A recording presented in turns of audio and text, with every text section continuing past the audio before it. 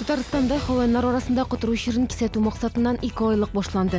Ул 17 октябрга кадар давам этешек. Чараны уздуруу шыраклы түгел. Агымдагы жылда республикада хайваннардын котуруу ишин юктуруу шыраклары узган ел менен чагыштырганда 6,3 тапкырга көбүрөөк ачыкланган. Шолда котуруу ишин элге тиркелмеди. Билгичлер профилактик чаралар өткөрө, алар тирликлери юрт хайваннары болгон хужалыкларга чыгып вакциналар ясый. 5104 Юртыянын су басты Шолы су каналы уюшмасында хабар итүүлеринче солкун су турбасы шартлаган. Хәзер түзүклөндүрүшлөр бора юртларга һәм якында урнашкан буалар бакчасына су берүү вакытлыча туктатылды. Авариянын 5104 А юртун салуу менен шөгүллөнүүчү уюшма аркасында келип чыкканлыгы ачыкланды. Бал ярминкелери давам эте. Биринчиси Шолыда узган жолларда өтті.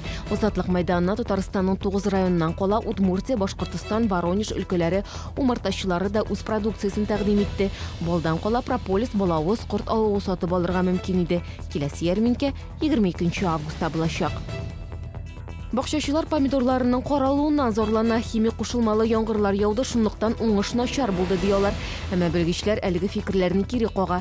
Яшылча оңмауның сәбәби нәрсәдә? Хәбәрчебез белеште. Бу һәм башка хәбәрләр турында яңалыкларның кичке чыгарылышында 19 сәгать 10 минутта эфирга чыга.